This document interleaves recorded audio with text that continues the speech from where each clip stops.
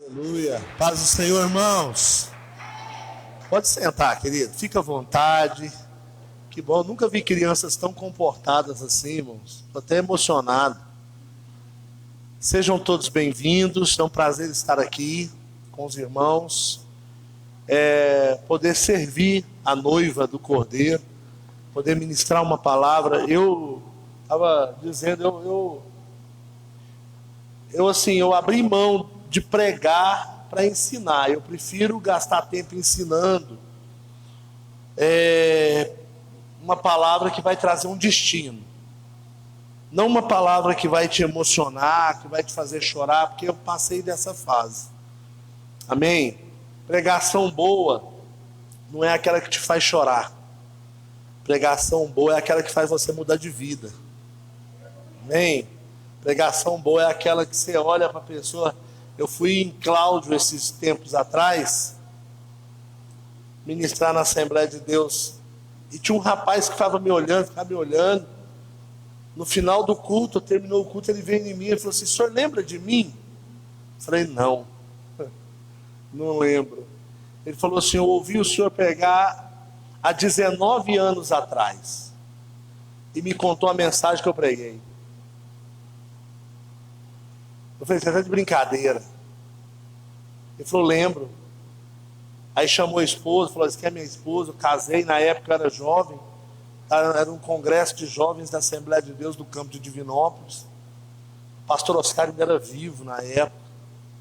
E aí trouxe a esposa, os 3 filhos, já um filho adolescente de 17 anos, falou: "Pastor, na época eu não era nem casado." E ele lembra a palavra. Sabe, irmãos, nosso problema é que a gente emociona no domingo e na segunda a gente já esqueceu de tudo.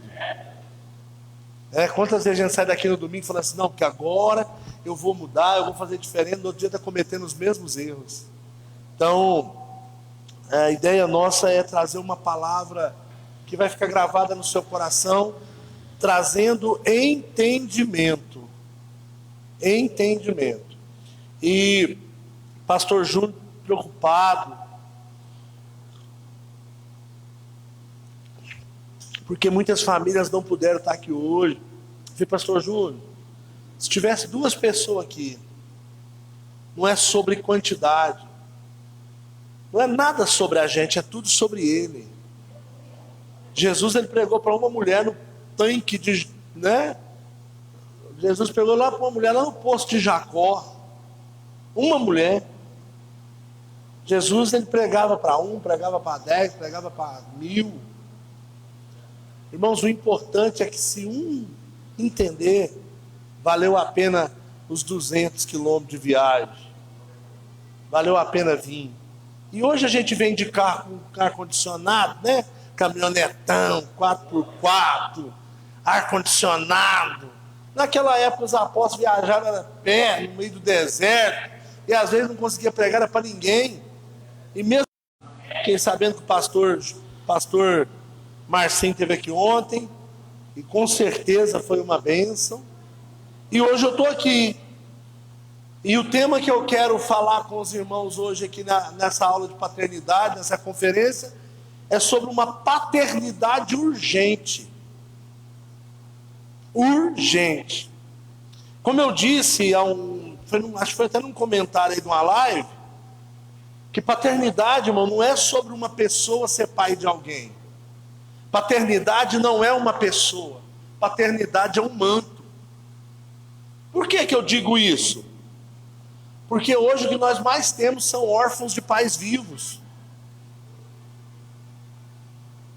Nós estamos vivendo aí o pior tipo de orfandade que existe. É o órfão que tem um pai, mas não pode contar com ele. Entende? Então, paternidade não é uma pessoa, é um manto.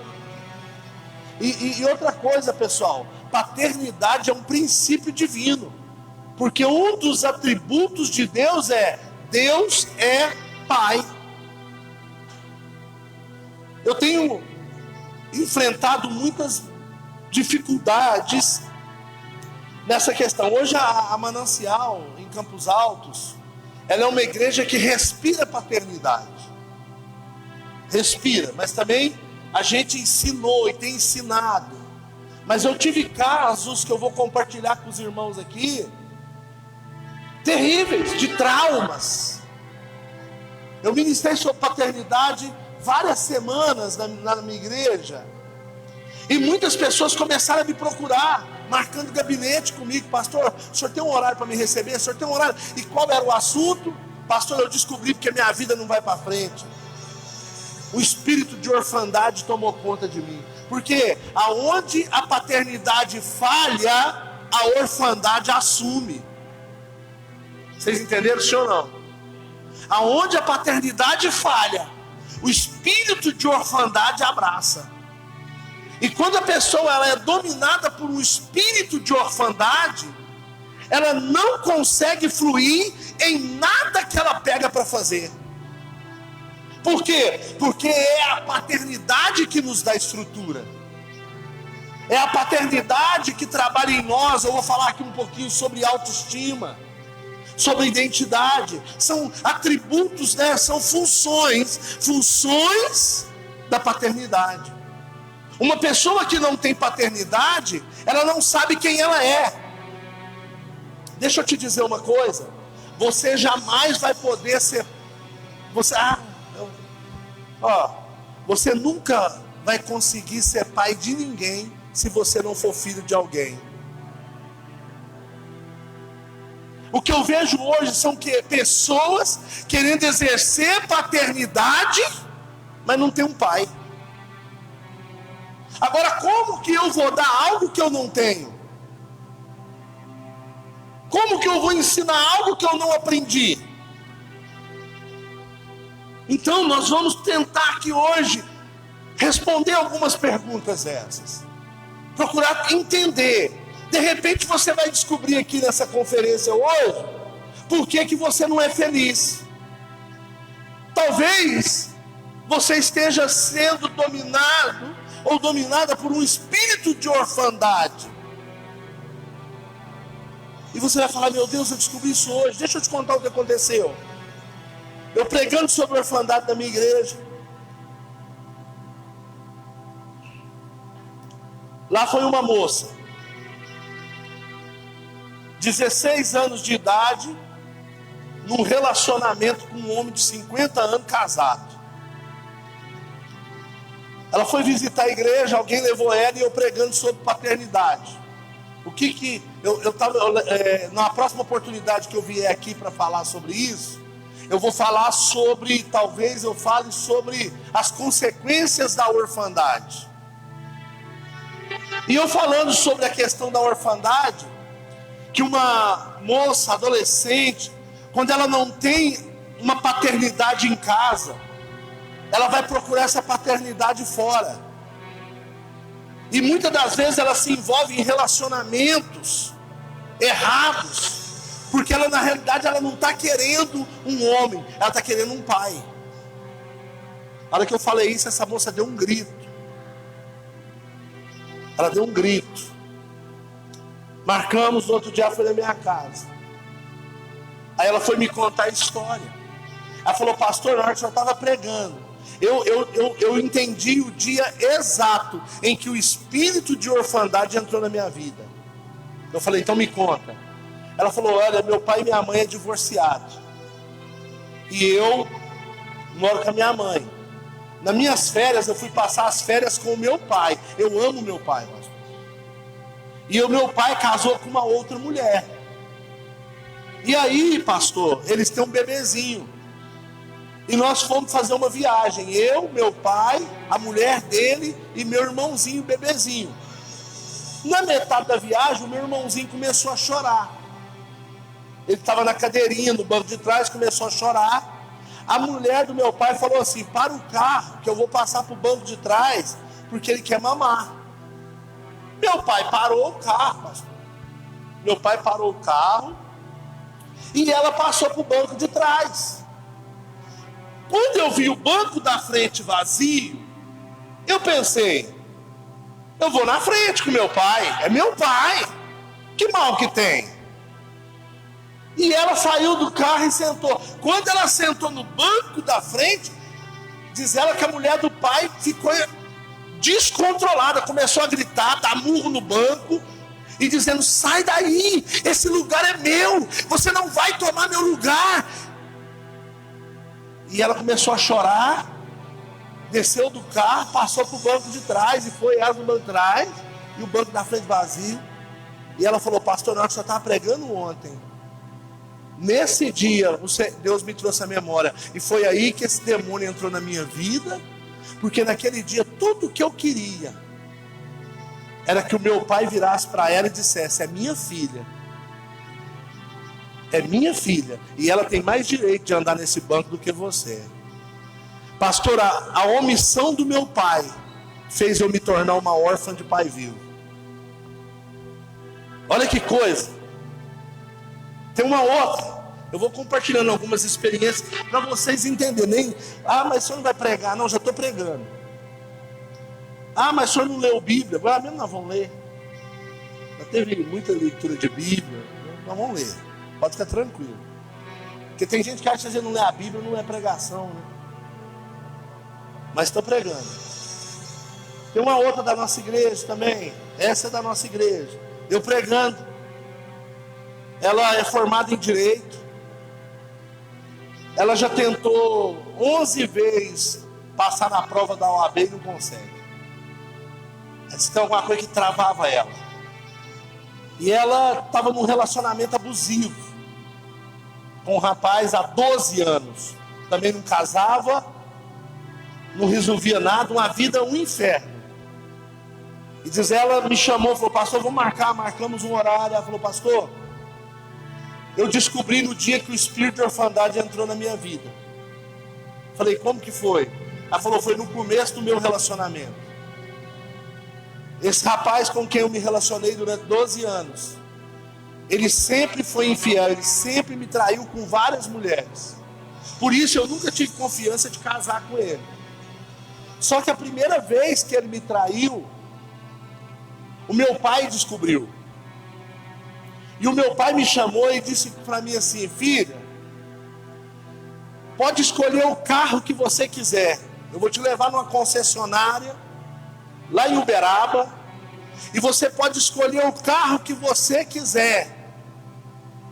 Eu te dou o carro que você quiser para você largar desse rapaz.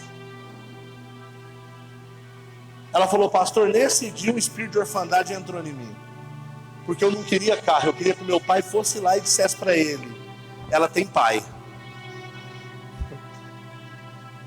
Vocês estão entendendo, pessoal? Como que o espírito de orfandade entra quando um pai renuncia o lugar de paternidade, porque pai protege, pai cuida, pai defende. E quando não há essa proteção, quando não há essa defesa, a orfandade chega e abraça. Vocês estão entendendo, sim ou não, pessoal? Ela falou: pastor, foi libertador para mim. Por quê? Porque eu não conseguia me desvincular desse rapaz. Quando eu tive esse entendimento, pastor, Jesus me libertou. Acabou esse relacionamento. Ela está vivendo a vida dela feliz da vida. Vai fazer a prova dela agora de novo. E ela falou: pastor, eu tenho convicção que eu vou passar. Porque aquilo que me impedia de romper, não me impede mais. Porque agora eu não sou mais órfão. Vocês estão entendendo? Amém. Então são apenas alguns exemplos que eu estou trazendo para vocês de situações que leva a pessoa a viver um espírito de orfandade, uma ausência paterna. Amém? E deixa eu te falar qual que é o problema da ausência da paternidade. Porque, repita comigo, a paternidade é um portal. Grava isso que eu vou te dizer. Deixa eu te explicar uma coisa. O diabo não pode tocar em nenhum filho sem que primeiro ele passe pelos pais. O diabo não pode acessar os filhos se ele não passar pelos pais. Por quê, pastor Emerson? Porque existem alguns princípios que regem o mundo espiritual.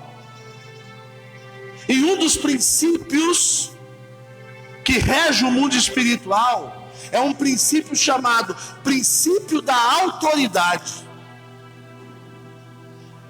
Tanto o céu quanto o inferno, ele respeita a autoridade.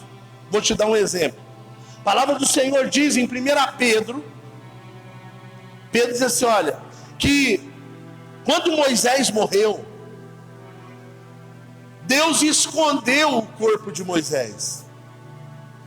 Porque o povo amava tanto Moisés, que se eles achassem o corpo de Moisés, como eles tinham saído de uma cultura egípcia, eles iam embalsamar Moisés e ia fazer de Moisés um ídolo. Vocês estão entendendo, sim ou não? E a Bíblia diz que Satanás, ele veio contender com o anjo para pegar o corpo de Moisés. O diabo queria o corpo de Moisés. Quando ele veio contender com o anjo, o que o anjo disse para o diabo? Vocês lembram, não? Quem aqui se lembra? O que ele disse? Fala alto, irmão. O Senhor te repreenda. Por que o anjo não disse para o diabo, eu te repreendo? Deixa eu falar uma coisa para vocês. Eu posso descer aqui?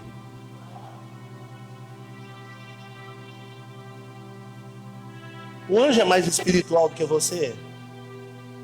Não? Irmãos, deixa eu falar uma coisa. Por mais espiritual que você seja, você nunca vai chegar nem nos pés de um anjo. A Bíblia diz assim, ó, um pouco menor que os anjos o fizeste. Lá em Hebreus está escrito isso. Os anjos são seres totalmente espirituais. Estão entendendo isso ou não? Então, eu que não sou... Irmão, alguém aqui é 100% espiritual? A gente não é 100% espiritual e já está assim, Satanás, eu te repreendo. O anjo que é 100% espiritual, irmão, disse, o Senhor te repreenda. Por quê? Vou explicar para vocês por quê. Repita comigo, princípio de autoridade. Entenda comigo. O diabo, qual era o nível dele lá no céu? Anjo, arcanjo, querubim ou serafim? A Bíblia diz que ele era o querubim ungido. Agora, na hierarquia do céu, quem é o mais forte, o mais poderoso, o mais graduado? O querubim ou o anjo? Querubim. E o anjo virou para ele, sabe por que o anjo não disse eu te repreendo? Porque no nível de autoridade, a autoridade dele como anjo estava abaixo da autoridade do diabo.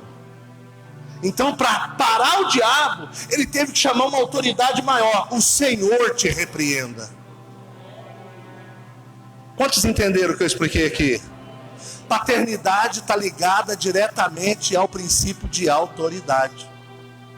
Então é assim, ó, o diabo, ele para ele passar e tocar nos meus filhos, ele precisa passar por mim.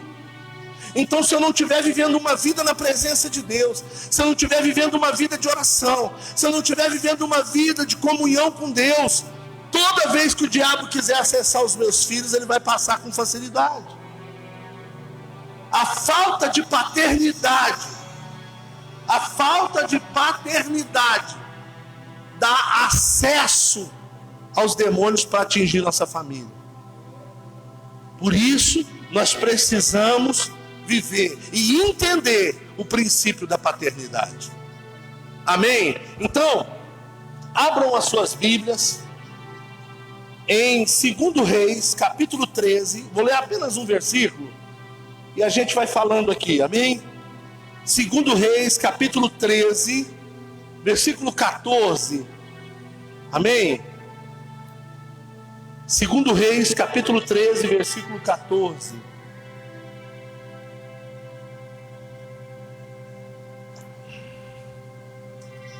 Quem achou diz amém.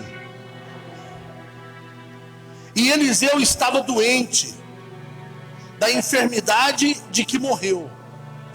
E Jeoás, rei de Israel, desceu a ele e chorou sobre o seu rosto e disse: meu pai. Ele não disse meu profeta, amém, irmãos? Ele disse o quê? Meu pai, o carro de Israel e os seus cavaleiros. Só até aqui. Podeis assentar. Irmãos, por que eu estou falando sobre paternidade aqui? Esses dias eu disse numa reunião com os pastores na cidade de Campos Altos. O pastor perguntou para mim assim: pastor, o que eu faço para minha igreja crescer igual a sua? E eu disse para ele, falei: pastor, você tem que fazer duas coisas. A primeira é devolvê-la para o dono. Amém? Primeira coisa é devolver a igreja para o dono. E o dono da igreja é Jesus. Porque tem muito pastor que tomou o lugar de Jesus na igreja. O dono da igreja é Jesus. A segunda coisa que você precisa fazer é ter um coração de pai, porque Deus é pai. O povo, irmãos, pastor tem para tudo quanto é lado, mas pai você não está achando. Tem pastor, irmão, você liga a televisão, tem pastor. Você liga a internet, tem pastor. Tudo quanto é lugar tem pastor. Tem pessoas se fazendo pastor. Agora em pai, o povo não está precisando de pastor. O povo está precisando de pai. Amém? Para de olhar, de orar e falar: Senhor, manda ovelhas. Para com isso. Comece a orar: Senhor, me dá filhos. Senhor, eu quero filhos. Deus, enche a minha mesa de filhos. Deus, eu quero filhos para me cuidar. Eu quero filhos para me dar destino. Eu quero filhos para me mostrar para Ele o caminho. Deus, me dá filhos. E Deus vai te dar, sabe por quê? Porque Deus é pai. E Ele entende a oração de um pai. Para de fazer oração de pastor e começa a fazer oração de pai. Dá-me filhos. Tem uma canção, se eu não me engano, da Fernanda Brum, que fala sobre isso: dá-me filhos, senão eu morro. Foi isso que Raquel fez com Jacó, irmãos. Lia tinha filho um atrás do outro, e Raquel era estéril. Um dia Raquel, num desespero, ela agarrou Jacó e disse: me dá filhos, senão eu morro. Toda mulher na Bíblia, repita comigo, toda mulher na Bíblia representa a igreja. Amém? Então toda vez que você vê a figura de uma mulher na Bíblia, ela representa a igreja, porque a igreja é representada na Bíblia com a figura de uma mulher. E Raquel é aquela igreja que quer gerar. É aquela igreja que não se conforma de ser uma igreja estéril. É uma igreja que quer ter filhos. Então que nós possamos orar por filhos. Amém? Que nós possamos orar para que o Senhor envie filhos. E nós vivemos num país, pessoal, que 30% da população, isso aqui é fato. Isso aqui é fato. Vocês podem pesquisar. 30% da população brasileira não tem o nome do pai na certidão de nascimento. E por que é isso? Eu vou explicar para você por que é isso, e vou te explicar como que isso é espiritual. Presta atenção, presta atenção. Nós vivemos num país onde há um principado que foi colocado como padroeira do Brasil. De quem que eu estou falando? Aparecida. Amém? Quem é essa padroeira? Segundo a história, 2 pescadores estavam pescando, lançaram a rede, acharam um corpo, uma estátua. E essa estátua estava faltando o quê? Cabeça. Então quem é essa entidade? É uma mulher que estava sem. A Bíblia diz: quem é o cabeça da mulher? Então uma mulher sem cabeça é uma mulher que está sem autoridade. E esse espírito tomou conta do Brasil. Nós estamos vivendo numa cultura onde as mulheres, porque nós precisamos ser empoderadas. Foi esse pensamento que fez Eva cair. Ela quis ser empoderada. E por querer ser empoderada, ela perdeu o Éden. Ela perdeu o jardim. Então há um principado, uma mulher sem cabeça, com manto de glória e com a criança no colo. É o retrato da hoje. A maioria das mães sem marido em casa, criando seus filhos sozinhas, e a orfandade tomando conta. Falta de sacerdócio. Qual que é a maior crise nos casamentos hoje? Maridos que não cumprem a sua função paterna. Coloca tudo nas costas da sua mulher. Mulher sobrecarregada, tem que educar os filhos. E quando os filhos fazem alguma coisa errada, o pai que deveria chegar junto, põe a culpa em quem? Na mãe, ao seu filho. Homens omissos, homens escondidos, homens que não assumem. Vá na reunião das escolas e vê quantos pais, homens, vão na reunião dos filhos. Esse tempo de pandemia foi um choque na vida das pessoas, porque muitos pais tiveram que ficar em casa, e eles então descobriram que tipo de filho que estava tendo. Então nós vivemos debaixo de um governo espiritual, de um principado, que tem dominado as famílias. E hoje qual é a configuração da maioria das famílias brasileiras? Na maioria das famílias brasileiras você não vai ver lá marido, mulher e filho. Você vai ver lá mulher com seus filhos. Entendeu? E muitas delas ainda batendo no peito, dizendo assim: eu não preciso de homem para criar meus filhos. Eu não preciso de homem para poder mandar em mim. Vou dar um outro exemplo. Eu não sei aqui, quem já participou aqui de culto de casais aqui? Quer uma coisa que arrepia a mulher? É você falar que mulher tem que ser submissa ao marido. Isso é um espírito de Satanás na vida das mulheres. Por quê? Porque acha que ser submissa é ser escrava. E ser submissa não é isso. Ser submissa é ser parceira. Ser submissa é ser ajudadora. Ser submissa é ser companheira.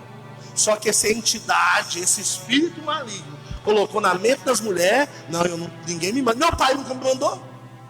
Homem nenhum vai me mandar, não. Entende, pessoal? Eu venho de uma geração que os pais preparavam as filhas para ser esposa. Hoje, não, eu vou preparar meu filho para vencer no mundo. Vou pegar minha filha e dizer: filha, vem cá, filha, vem cá. Filha, ó, deixa eu te falar uma coisa, estuda, viu? Tá? Você não depender de homem nenhum na sua vida. Homem não presta, filha. Tá? Homem não vale nada. Tá? Estuda, porque você tem que vencer. Você tem que vencer no mundo. Amém? Aí vai criando uma mentalidade de que não precisa de homem, que o homem não presta. E a hora que você vê, está casando com outra mulher.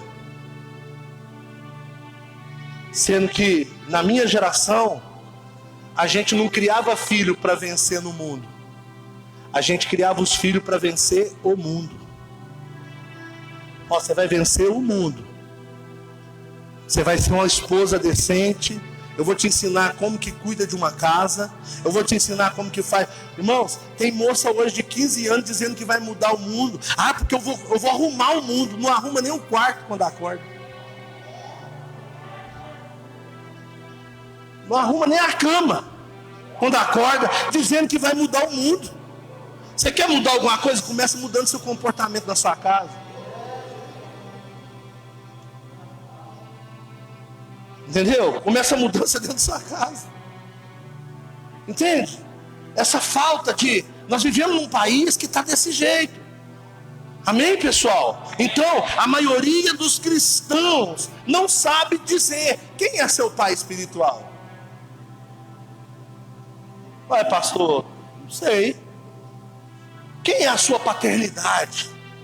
Quando você precisa de um conselho, quando você precisa de um esfrega, de um puxão de orelha. Passei uma situação esse tempo atrás, adoeci. Pensei até em desistir do meu ministério. Aí fui lá no pastor Juscelio. Pastor Juscelio é um pastor que é meu pastor. Ele me pastoreia. Aí fui lá, eu e Daniel. Aí ele vira para mim e fala assim: Emerson querido, o que foi? Aí eu, pastor, quero que o senhor ore por mim. Ele falou: o que está acontecendo? Aí comecei: que ninguém me ama, ninguém me entende. Ele olhou para mim assim: engole o choro. Aí quem falou para mim, no estacionamento cheio de gente: vira homem, só. Vira homem. Não acredito que você está nesse lugar de autocomiseração. Camarada que Deus colocou numa cidade, deu uma igreja bonita, tem acesso nos lugares de autoridade, nessa palhaçada. Engole o choro, rapaz, vira homem. E outra coisa, não vou orar para você também não. Seu caso não é caso para oração, seu caso é caso para vergonha na cara. Deixa eu te falar uma coisa, pastor não fala isso com os outros. Quem fala desse jeito é pai. Aí nós, pastor, quer chegar: não, irmão, vem cá. Ô Senhor, abençoa, alimentando a comiseração da desgraça. Ai, a pessoa vai vir numa vida desgraçada, escravizada por falta de paternidade. Irmão, toma vergonha na sua cara. Levanta, rapaz, vamos para a igreja. Isso não é atitude de um homem, não. Vamos andar. Irmão, tomei uma esfrega no estacionamento. Que a Daniela falou assim: vamos jantar? Eu falei: vou não. Ela falou: o que você quer fazer? Eu quero ir embora para casa. Ela falou: e aí? Eu falei: eu não sei onde eu estava com a cabeça. Eu acho que eu estava endemoniado, só. Mudei, irmão. Cheguei em Campos Altos, fui para frente da igreja, né? Falei: irmãos, estou liberto. Mas quem foi que orou por você? Ninguém. Tomei uma peia, irmão. Irmãos, bater quem bate é pai. Só pai tem o direito de corrigir. Quem aqui nunca falou: o filho é meu, eu posso corrigir? É assim ou não é, pessoal? Então essa falta de paternidade.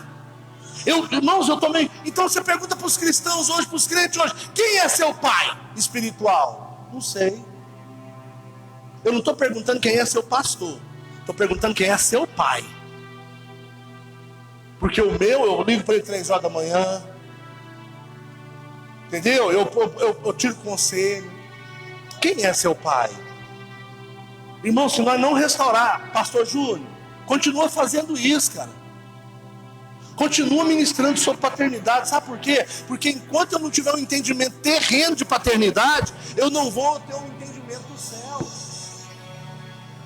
Amém, irmão? Deixa eu te falar uma coisa: o governo de Deus é um governo de paternidade. Como que começa a oração do Pai Nosso? Começa com o Pai Nosso. Por isso que o povo... Agora deixa eu te falar uma coisa: se o Pai é nosso, o pão também é nosso. Amém, irmão? O Pai é nosso. Se o Pai é nosso, o pão também é nosso. O Pai é nosso. Jesus não diz meu Pai, ele diz Pai nosso. Irmão, deixa eu te falar um negócio. Quantos filhos Deus tem?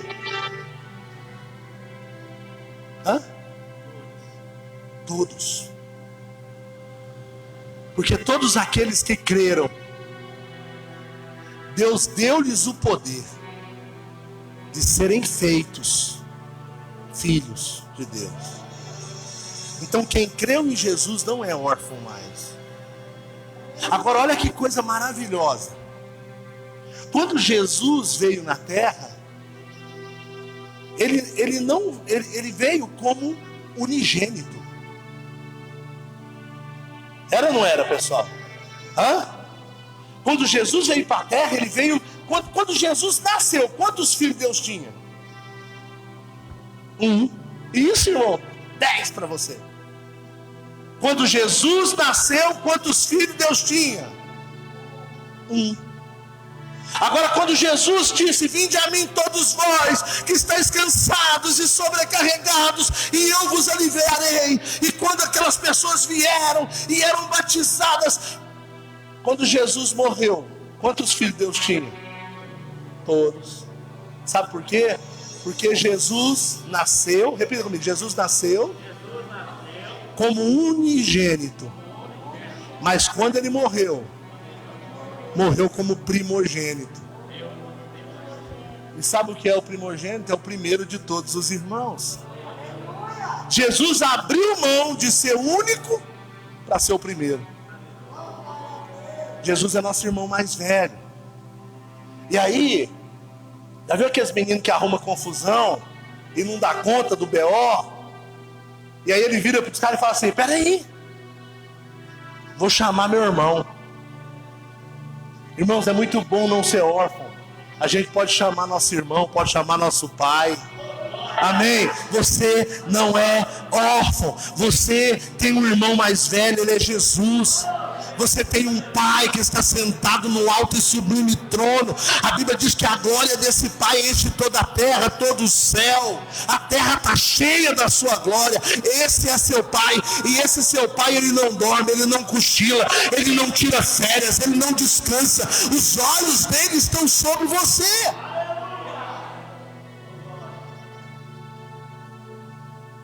Sabe, irmãos, às vezes acontecem algumas coisas na nossa vida que rouba a nossa paternidade, e nós não podemos permitir isso. Amém? Tem pessoas hoje que não tem uma referência, uma paternidade. Irmão, não seja um órfão não. Amém? Não precisa mais. Entendeu? Chega para o seu pastor e fala: pastor, hoje eu não vim aqui como uma ovelha, eu vim aqui como um filho. E sabe o que é mais lindo, Patrícia, na paternidade de Deus? É que geralmente os filhos podem ser mais velhos do que os pais. Eu tenho um filho chamado Osório, completou agora 82 anos. Quando ele me abraça lá na igreja, ele deita com a cabecinha branca dele no meu peito. E falei: o senhor é nosso paizão. Um homem com mais de 80 anos entendeu o que é a paternidade. Irmão, quando você entender a paternidade, vai acontecer algumas coisas na sua vida. Sabe qual é a primeira delas? Cura interior. A alma vai ser curada. A primeira área da nossa vida que a paternidade atua é na cura da alma. Você pode observar que a maioria das pessoas que tem complexo de rejeição, a maioria das pessoas que tem síndrome de pânico, são pessoas que têm problema com paternidade. Eu falo, irmãos, porque eu tiro por base a igreja que eu pastorei. 80% dos jovens da minha cidade, 80% dos jovens da minha cidade tem problema de relacionamento com os pais. Não consegue conversar, não consegue dialogar, não consegue ter um tempo de qualidade. Toda vez que eu ministro sobre família, os jovens e adolescentes, irmão, vocês têm que ver como é que termina o culto. Todo mundo cai pro chão chorando. Tem um menino na casa de destino, lá no nosso orfanato, que ele era muito agressivo. Muito agressivo. E o pastor Júnior, que é o coordenador que mora na casa, junto com a esposa, sentou com esse menino e começou a conversar com ele. E o menino começou a contar como que era na casa dele. Pastor Júnior, esse menino tem, se eu não me engano, 10 anos. Pastor Júnior perguntou para ele assim: qual que é seu maior sonho? 10 anos. Qual que é seu maior sonho? Sabe o que o menino respondeu? Que o meu pai morra.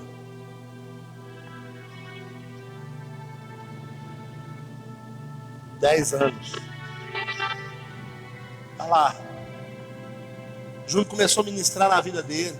Um menino que assim tinha medo. O Júnior virou para ele e falou assim: fala, eu te amo, cara. Falou pro menino: eu te amo.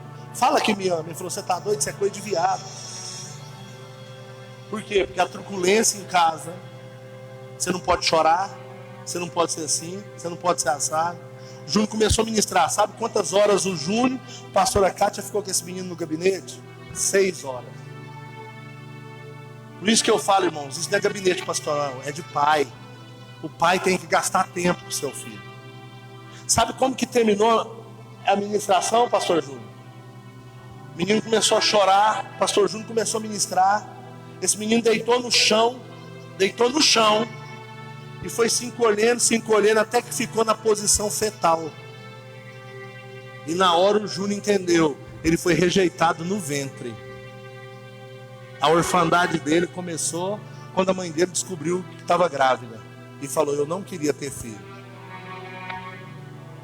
E aí a Kátia sentou no chão, pôs ele no colo igual um bebê. E começou a ministrar cura interior na vida desse menino. Você vai lá para você ver esse menino hoje. É um dos melhores meninos que está lá na casa. Ele foi curado. Então às vezes você fala assim: ah não, meu filho é assim porque ele é hiperativo. Isso é demônio, irmão. Isso tem a ver com o ambiente, tem a ver com as palavras que escuta, com a forma que reage. A gente está sempre muito estressado, irmão. A maioria dos pais hoje trabalha de manhã, de tarde, de noite. Chega em casa, está estressado. Não tem, sai para lá, menino, e não quer ouvir, não quer saber, não quer prestar atenção. E hoje nós temos meninos órfãos, com os pais dentro de casa. Com os pais dentro de casa. Vocês estão entendendo, pessoal, o que eu estou falando? Amém. Nós estamos numa conferência, amém? E a palavra conferência vem de conferir. Eu queria que vocês conferissem o que eu estou falando. Eu sou pai de 2 filhos. Irmãos, é questão de paternidade. Deixa eu contar mais uma experiência que eu tive com meu filho. Eu sempre conto isso quando eu falo de paternidade. Eu sou pastor de igreja, vou fazer 27 anos de ordenação. Só em Campos Altos tem 15 anos que eu estou lá. Meus 2 filhos são casados. Sou avô agora do Heitor. O Heitor está com 20 dias, 25 dias. E eu tenho o Pedro, que é o meu primogênito, e o Felipe. O Pedro hoje ele mora em Catalão, Goiás, casado há 5 anos. Ele é vistoriador do Detran, trabalha numa outra transportadora. Meu filho hoje ganha na média de 17 mil por mês. Ele tem 25 anos de idade. Quando ele tinha 15 anos de idade, sumiu um dinheiro da minha esposa, da carteira dela. E passado alguns dias, nós descobrimos que quem tinha pegado esse dinheiro era o Pedro. Na época eu fiquei muito irado. Por quê? Porque a minha vida, eu me envolvi com crime, com as drogas, muito novo. Eu era órfão, minha mãe viúva com 5 filhos, eu via minha mãe uma vez por semana, trabalhava em 2 empregos. Então assim, eu e minhas irmãs vivíamos sozinhos. Então, nós fomos criados largados, assim, minha mãe tinha que trabalhar para pôr as coisas dentro de casa. Então assim, eu me envolvi com o crime, quase morri. Da minha cintura para baixo aqui é tudo queimado. Me colocaram nos pneus, colocaram fogo, tentaram me matar tudo quando foi jeito. Então quando eu fiquei sabendo que o meu filho tinha pegado dinheiro, eu lembrei do que eu fazia com a minha mãe. E aquilo me deu um pavor, uma ira, eu não soube reagir com aquilo. A minha primeira vontade foi espancar ele. E aí entra a questão da ajudadora idônea. Minha esposa chegou e falou: olha, acalma. Eu falei: não, naquele chegar da escola, eu vou matar esse menino. E a Daniela: acalma, tal. E eu estava muito nervoso, falou: não faz nada com ele enquanto você estiver nervoso desse jeito. E aí ele chegou da escola, eu olhava para ele assim, Satanás falava comigo assim: arrebenta ele. E eu falei para ele: passa para o seu quarto, agora mesmo eu vou lá. E esse agora mesmo, irmão, isso era 1h, meio-dia e meio, quase 1h. Esse agora mesmo foi 4 horas da tarde. Que foi aonde eu acalmei e vi que eu tinha condição de conversar com ele. E ele já estava tremendo assim lá dentro do quarto. Foi uma tortura essas 4 horas ali dentro. Porque eu acho que pior do que bater é falar assim, eu vou te bater. E eu entrei no quarto, e ele já chorando. E eu comecei a conversar com ele. Eu falei, cara, que caminho é esse que você está escolhendo? Isso não vai te levar para lugar nenhum. É assim que as coisas começam. Você começa mexendo no que é da sua casa. Amanhã você está mexendo no que é da sua professora. Você está mexendo no que é dos outros. Cara, não entra por esse caminho não, cara. Eu vivi isso. E na hora, eu escutei uma voz. Gente, não pensa que é loucura minha não. Eu escutei uma voz que disse para mim assim, tira a roupa. E eu que pensei, de repente eu ouvi aquela voz mais alta ainda, tira a roupa. Aí eu entendi que era o Senhor, eu falei, Senhor, o que é isso? Aí o Senhor falou de novo, tira a roupa e mostra para ele as suas cicatrizes. Irmãos, eu fiquei nu diante do meu filho de 15 anos. E comecei a apontar para ele, ó, isso aqui foi disso. Essa facada aqui foi disso. Essa aqui foi disso. Esse queimado aqui, filho, foi disso. Eu não quero isso para sua vida. E eu comecei a chorar, ele veio e me abraçou. E ele disse, pai, isso nunca mais vai acontecer. Dei a disciplina nele, porque um pai que ama a disciplina, um dos maiores erros, deixa eu abrir um parênteses, depois vocês me fazem voltar aqui para me encerrar. Amém? Que eu já estou encerrando, viu pessoal? Não quero ser cansativo aos irmãos não. Mas eu preciso abrir um parênteses aqui. Sabe qual é o maior problema dessa geração agora? É que os pais separaram a disciplina do amor. Deixa eu falar uma coisa. Não tem um versículo na Bíblia. Ah, por que você não corrige seu filho? Ah, porque se eu corrigir meu filho não vai me amar. Primeiro, a Bíblia diz que Deus só corrige quem Ele ama. Repita comigo. A maior manifestação do amor é a disciplina. Quem ama, disciplina. Não tem um versículo na Bíblia dizendo assim, filhos, amem os vossos pais. Tem? Mas está escrito, filho, honrem os vossos pais. Deixa eu te falar uma coisa. Eu não criei filho para filho me amar, não. Eu criei filho para ele me respeitar. Entendeu? Melhor forma. O que eu estou vendo de filho abraçado com a mãe, dizendo, mãe, eu te amo, e fumando maconha. E roubando dos outros. Não, então não me ama não, mas para com essas coisas. Não me ama, mas me honra. Não me ame, mas me respeite. Amém? Bom, voltando no meu filho Pedro. Voltando no Pedro. Pedro cresceu, foi para Catalão, casou. Ele trabalha hoje de vistoriador, irmãos, no estado de Goiás. De cada 10 carros que ele faz vistoria, 9 deixa propina debaixo do tapete.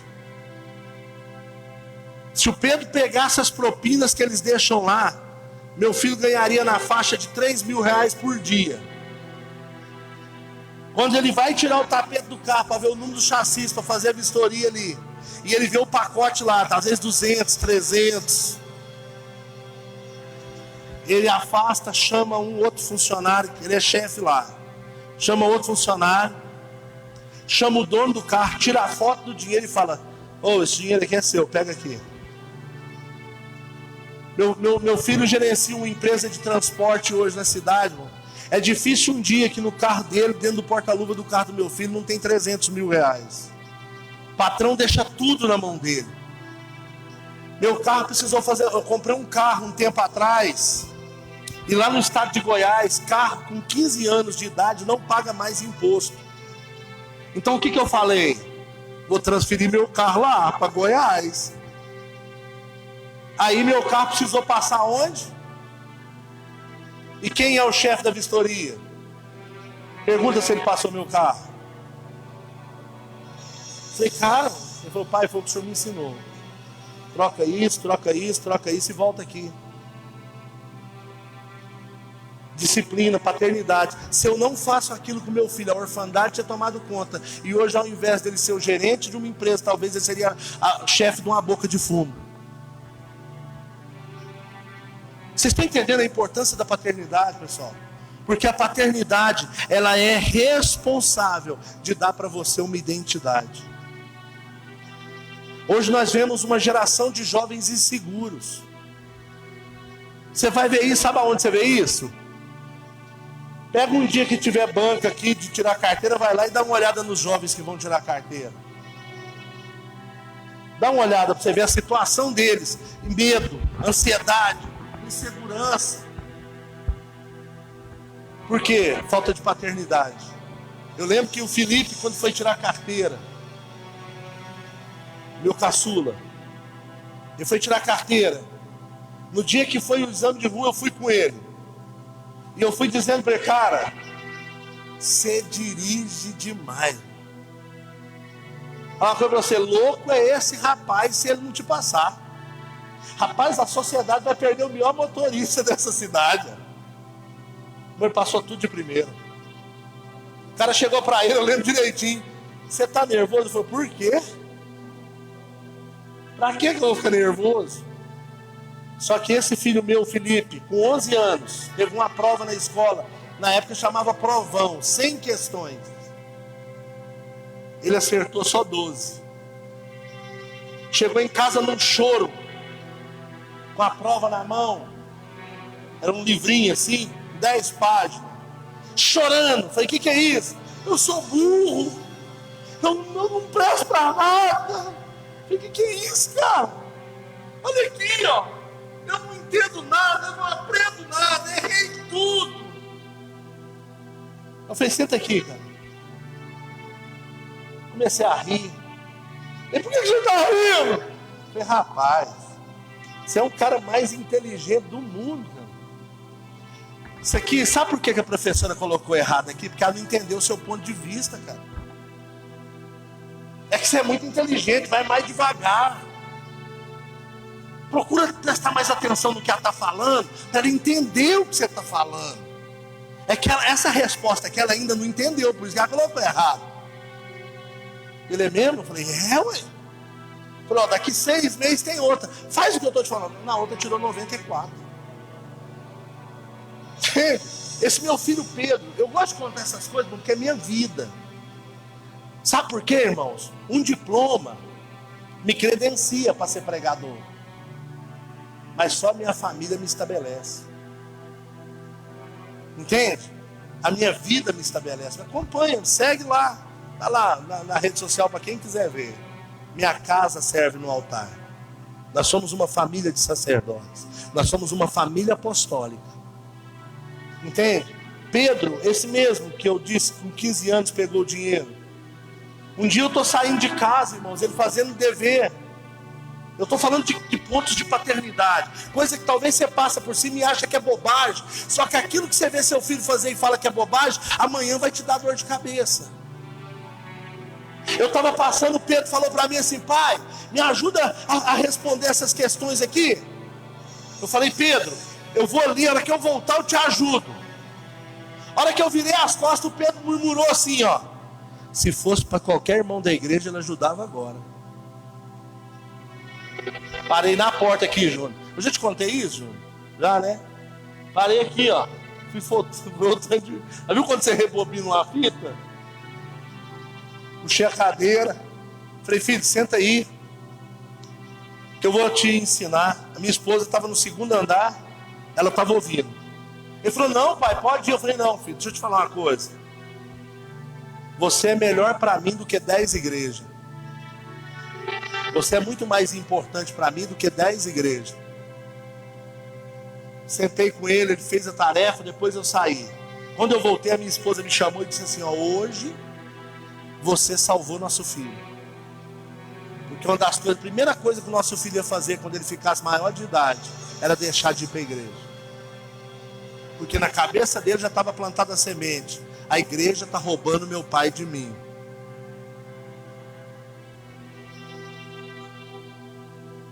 Esse negócio é sério, não é, irmãos? Eu espero que vocês tenham entendido. Tem muito mais coisas que eu gostaria de falar, mas como quem mora mais longe aqui sou eu, né? E eu preciso ir embora. Dizer que eu posso ir mais 5. Quem me dá mais 5 minutos aqui, irmão? 5, 10, 15, 20, 25, 30. Então vamos falar um pouquinho aqui sobre cura interior, irmão? Vamos? Dentro da paternidade, isso são... Deixa eu pôr uma coisa assim, ó. Pais, repita comigo, pais são influenciadores. Amém? Meus filhos são músicos, multi-instrumentistas. Esse que mora em Catalão, depois vocês seguem ele no Instagram, ele é produtor musical. Se um dia você quiser gravar um CD, alguma coisa, ele é produtor, né? Tem um estúdio muito bonito na casa dele. Um cara que rompeu na vida, que eu brinco com ele, falou: você precisa mandar umas ofertas aqui para mim. O Felipe Gabriel também é o nosso líder de louvor, meu caçula, tem 20 anos, o pai do Heitor, casado com a Loren, também multi-instrumentista, uma bênção. E eles são isso por quê? Irmãos, eu sei tocar violão, mas eu sei tocar 3 notas e só 2 hinos. Eu dirigi uma igreja 1 ano, irmão, cantando 2 hinos. Chegou um ponto que os irmãos chegaram e falavam assim: pastor, toca aquele, porque eu sabia que era o único que eu sabia. Mas não é por causa que eu não tinha o dom de músico que eu não pude incentivar meus filhos a ser músico. Então toda vez que eles despertaram o interesse por alguma coisa, a paternidade vem para incentivar. Deixa eu te falar uma coisa, repita comigo: pais são pista de decolagem. Põe isso na sua cabeça. Você é uma pista de decolagem para os seus filhos voarem. Eu aprendi algo no Mevan, que é onde eu acompanho, o apóstolo Luiz Hermínio. Ele disse assim: olha, você vai andar, seus filhos vão correr e os seus netos vão voar. Sabe por quê, irmão? Porque Deus é um pai geracional. É Deus de Abraão, de Isaac e de Jacó. Então, deixa eu te falar uma coisa. Se você não se preocupa com a sua descendência, Deus se preocupa. Deus se preocupa com seus filhos. Deus se preocupa com seus netos. Deus se preocupa. Amém? Então, o que nós precisamos entender, que a paternidade, ela é influenciadora. A primeira coisa que a paternidade vai te dar é uma identidade. Você jamais vai saber quem você é se você não souber filho de quem você é. Entendeu? Para mim saber quem eu sou, eu preciso saber primeiro filho de quem que eu sou. Eu preciso ter uma revelação. Quem é meu pai? Amém? Quem é meu pai espiritual? Então a primeira coisa que a paternidade vai me dar é uma identidade. A segunda coisa que a paternidade vai me dar é autoestima. Porque quem tem pai, irmãos, não tem medo. Quem tem um pai presente, quem tem um pai que é uma cobertura, ele tem uma segurança. Meu pai vai me ajudar. Eu lembro que quando meu filho foi para Catalão, a minha esposa falava para ele assim, achei muito engraçado, que ela virou assim: mas Pedro, porque mãe é aquela que abraça. É ou não é, pessoal? Hã? Pai é aquele que empurra. Quando uma criança é pequenininha, você já viu isso acontecer assim, ó? O pai pega a criança e faz o que com ela? A mãe quase morre do coração. Não, porque o instinto da mãe é proteger. E o instinto do pai é o quê? Dar equilíbrio. Por isso que ele põe na mão assim, ó. Aqui, ó. Isso é pedagógico. Isso fica registrado na mente da criança. Quando o pai brinca com as crianças de lutinha. Isso tudo, pessoal, é instinto paterno, de segurança. Eu lembro que eu brincava de lutinha com o Pedro, eu sempre deixava o Pedro ganhar. Agora é o seguinte, todas as lutinhas que eu tive com o Pedro, ele ganhou. Agora eu te pergunto, ele conseguia ganhar de mim? Jamais. Mas por que eu deixava ele ganhar? Para mostrar para ele que na vida ele podia vencer. Entende, pessoal? Que bobagem. Pessoal, mas que bobagem. Não. E hoje as crianças não têm mais isso. Sabe por quê? Porque o pai, ao invés de dar nele um abraço, ao invés de pôr ele no colo, ao invés de brincar com ele de cavalinho, de polícia e ladrão, de lutinha, não. O pai fala assim: papai te ama, dá um iPhone. Ó filho, toma esse telefone e não me enche o saco. E aí nós estamos criando uma geração Nutella, que eu chamo de geração Neymar. Sabe por que eu chamo de geração Neymar? Não aguenta dividido, irmão. Antes de encostar já caiu. Ai, morri. Mima os filhos, protege os filhos. Aí quando vira adolescente e tem a primeira desilusão amorosa, vai se mutilar. Ou vai usar droga. Por quê? Porque os pais não ensinaram a lidar com as dores da vida, com o sofrimento da vida. Não impeça seus filhos de sofrer. Amém? Não impeça seus filhos de sofrer. Não impeça. Amém, pessoal? Então esse é o papel do pai. Que quando você dá esse equilíbrio, você dá essa autoestima, o seu filho sabe. Aí eu estava contando para vocês, quando Pedro foi para Catalão, a Daniela chegou para ele e falou assim: meu filho, mas você vai lá para aquela cidade, você vai morar sozinho, e se der alguma coisa errada, e se você passar alguma dificuldade, sabe o que meu filho falou para ela? Eu tenho meu pai, mãe. Eu tenho meu pai. Porque ele sabia que ele tinha um pai. E que se precisasse desse pai, não podia não estar presente fisicamente, mas ele sabia que podia contar comigo. Então, quem tem paternidade não sofre com baixa estima. Quem tem paternidade sabe quem é, sabe filho de quem é, sabe o seu lugar. Um pai, ele trata bem os seus filhos, ministra na vida dos seus filhos, ensina, dá para ele um caminho. Amém? Agora, ao contrário também é verdadeiro. Quando um pai é ausente, a autoestima vai lá embaixo, a autoconfiança vai lá embaixo. A pessoa se sente: eu nunca vou vencer, eu nunca vou conseguir, eu nunca vou romper. Nem meu pai me quis, nem meu pai me entende. Como que eu vou esperar que o meu patrão me entenda? Como que eu vou esperar que o meu professor me entenda? Como que eu vou esperar que o meu namorado me entenda, se nem meu pai me entende? Então, paternidade, irmãos, é uma porta, a orfandade é uma porta de entrada para a depressão. A orfandade é uma porta de entrada, irmãos, para as doenças psicossomáticas. Que você possa entender isso nessa noite. Eliseu, eu nem falei de Eliseu, né? Você vê, estou na introdução, né? Nem falei de Eliseu. Eliseu, ele entendeu esse lugar de paternidade. Tanto é que ele adoeceu para morrer. O rei Jeoás vai até ele e não chama ele de profeta. O rei chama ele de meu pai. Por que chama ele de meu pai? Porque essa era a forma que Eliseu lidava com o rei, como um pai.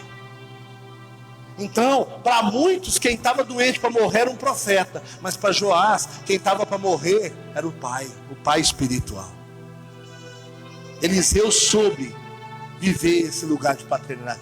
Eliseu, ele entendia de paternidade. Ele era um homem que honrava a paternidade. Sabe por que eu sei que ele honrava a paternidade? Porque quando Elias passa, joga a capa sobre ele e diz: segue-me. Ele corre até Elias e diz o que para Elias? Deixa primeiro eu despedir do meu pai. Então só quem honra pai pode ser pai. Só quem honra a sua paternidade vai poder ter uma paternidade de honra. Em nome de Jesus, que nós possamos fechar todas as brechas, que nós possamos olhar para dentro de nós, que nós possamos identificar os lugares de orfandade. Talvez o seu pai, ele não teve presente. Talvez você teve que se virar na vida sozinho. Talvez você sente uma ausência, uma falha. Mas eu quero te dizer o seguinte: Deus é pai Eu tenho para encerrar um moço que é ministro de louvor na minha igreja, que toda vez que eu falava que Deus era pai, ele fechava a cara. Um dia, a gente conversando, ele falou para mim: pastor Hermes, toda vez que o senhor fala que Deus é pai, meu coração fecha. Eu falei: por quê? Ele falou: porque quando o senhor fala que Deus é pai, eu lembro do meu pai, e o meu pai foi muito ruim para nós. Então eu quero um Deus que seja só meu Deus, mas eu não quero um Deus que seja meu pai. Vocês entenderam, pessoal? Como que esse negócio é sério? Criou um bloqueio no coração dele, a figura paterna. Falava pai, ele travava. Por quê? Porque o pai dele foi muito ruim para ele. Então quando ele associava a Deus, que era pai, ele: não quero. Eu quero um Deus, Deus. Eu não quero Deus pai. Falei: cara, você não sabe o que você está perdendo. Você está perdendo o melhor de Deus. Porque a melhor parte de Deus é a sua paternidade. Amém? Vamos ficar em pé em nome de Jesus, irmãos. Eu espero que vocês tenham entendido alguma coisa, pelo menos uma frase aí. Entendeu, irmão? Mas eu quero orar com você. Queria que você entendesse isso. Sabe? Eu queria que você quebrasse as defesas que você tem. Sabe? De medo de confiar. Medo. Sabe? De abrir seu coração. Falar: pastor, paciência. Eu lido muito com adolescentes lá na minha cidade, sabe? A gente tem um trabalho lá, nós temos na nossa igreja um grupo de meninas que foram resgatadas da automutilação. E a gente conversa muito, sabe? E sabe o que mais me assusta? E lá em Campos Altos, por isso a Casa de Destino existe. Lá em Campos Altos o índice de meninas abusadas é muito grande. Mas o que mais me assusta é que geralmente elas são abusadas pelos próprios pais. Então assim, nós temos visto isso. Ontem nós passamos uma situação chata com o conselho tutelar, um pai que não quer que a criança aprenda a Bíblia, não quer que a criança fique na casa de destino. Aí a conselheira falou assim: mas se ela não fica lá, vai ficar na rua. Eu prefiro que ele fique na rua. Então você vê que a paternidade, eu entendi ontem que o maior inimigo que nós vamos ter não é as autoridades. O maior inimigo que nós temos é o espírito de orfandade que tomou conta do coração dos pais, que não estão protegendo os seus filhos. Só que irmãos, deixa eu falar uma coisa. Eu acredito muito no que está na Bíblia. E a Bíblia diz que antes do arrebatamento da igreja, se eu não me engano, no livro de Malaquias, diz que antes do arrebatamento da igreja, diz assim a palavra do Senhor: e eu enviarei até vós o espírito de Elias, e religarei o coração dos pais aos filhos, e dos filhos aos pais. Antes do arrebatamento da igreja, sabe o que vai acontecer? Vai ter um avivamento na terra, produzido pela restauração da paternidade. Olha para você ver, eu converterei o coração dos pais e dos filhos. Quem é que vai converter primeiro? É os pais ou é os filhos? Então, se nós quisermos que essa juventude mude, os pais precisam mudar primeiro. Amém, irmãos? Vamos orar. Senhor, nós te louvamos, te agradecemos por esse tempo precioso. Estou muito feliz de estar aqui com esses irmãos. Estou muito feliz de estar com o nosso querido pastor Júnior, com a Patrícia, com as suas filhas. Ó Deus, estou muito feliz de estar aqui com os nossos amados irmãos, que tiraram um tempo para vir ouvir essa palavra. Estou feliz, ó Deus, pela vida do pastor Marcos, pelo batismo do João. Deus, eu estou muito feliz nessa noite por estar aqui com o Luiz Fernando, o Éder, com o Mateus, com a Maria. Deus, muito obrigado.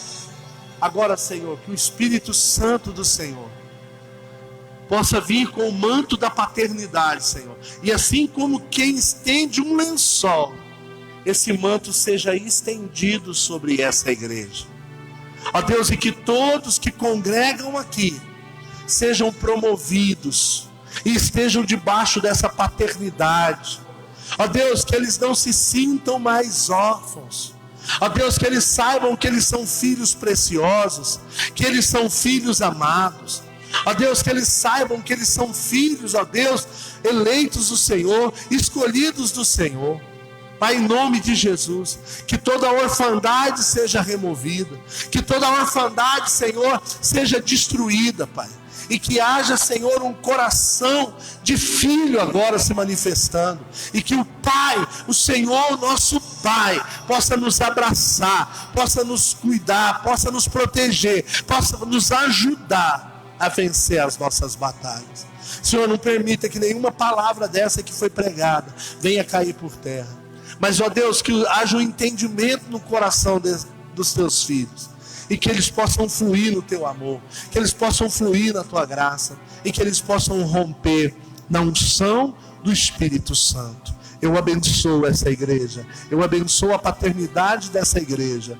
Eu abençoo, Senhor, os filhos dessa igreja. E declaro que filhos virão, órfãos virão. Senhor, manda os órfãos. Pode mandar os órfãos, Senhor. Porque aqui tem pais espirituais aguardando os filhos que o Senhor vai trazer. Pode mandar, Senhor. Traz os órfãos e enche essa casa de filhos. Porque nós teremos alegria em cuidar deles. Pai, em nome de Jesus, eu abençoo cada coração, e aonde, Senhor, a orfandade entrou, que ela seja restaurada pela unção da paternidade, em nome de Jesus.